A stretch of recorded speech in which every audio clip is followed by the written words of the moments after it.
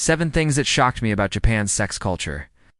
I'm a 28-year-old Japanese American who grew up in Japan, and even though I've lived there for over 20 years, there are still some things about Japan's sex culture that shock me to this day. So here are 7 things that shocked me about Japan's sex culture. I'll never forget the first time my friend invited me to a hostess club when I was in college. Even today, I still prefer to bathe by myself in the tub at home. And I'm not the only one. In fact, most young people in Japan prefer to bathe alone. I was hooked after just one try. But what really shocked me was how much money we spent in just a few hours. And the sad thing is that most of us didn't even win any prizes. What shocks me about the AV industry is how accessible it is.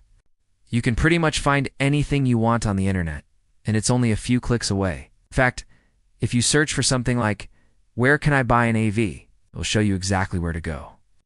It's basically like gambling, except instead of putting your money into a slot machine, you're putting it into a crane game. This is why most Japanese bathrooms have a bathtub and a shower head installed above it. Eroge is considered a subgenre of visual novels, and it usually involves solving mysteries or defeating enemies alongside beautiful women. What shocks me about Eroge is how explicit it can be. And subscribe so you don't miss any of my videos. Till next time, sayonara. I mean, we're talking about games that feature full motion video with real actors. And while it might sound a little weird to us outsiders, it's actually quite common in Japan for couples to play these types of games together. I was shocked by how much skin was on display and the general lack of clothing. It was literally like being in a music video from the 90s.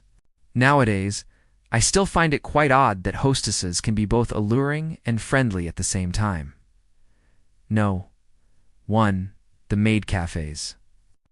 When I first visited Japan at age 12, I couldn't understand why my otaku friends would go to these maid cafes, where waitresses dressed as maids serve them coffee and tea. At the time, I thought it was just a normal cafe. I had no idea that they were also a hangout spot for people in the furry fandom. He explained to me that these hotels are for people who want to have fun, and that you do and need to bring your own alcohol or food. Yeah, you can pretty much bring anything you want into a love hotel in Japan. These establishments are basically like Airbnbs for adults. They come equipped with everything from TVs to karaoke machines, jetted tubs, and even game consoles. So while it might sound strange to us foreigners, it's actually quite common in Japan for families to stay at love hotels too. After all, it's a great way to spend time with your family without having to clean or cook. And even today, I still don't quite understand the appeal of paying $30 for a cup of tea. But hey, to each their own. Number 2, the hostess clubs. No. 3, the public baths.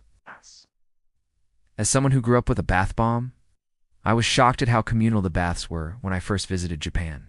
No. For the love hotels. Remember the first time I saw a love hotel with my dad? No. 5, the pachinko. I remember the first time I played pachinko with my friends. Number 6, the Eroge. If you've ever played a dating sim, then you've probably heard of Eroge. Stands for Erotic Adventure Game. No. 7, the AV industry. Japan's AV industry is one of the largest in the world, with hundreds of new titles released every month. Well, that's all I have for today. If you enjoyed this video, please like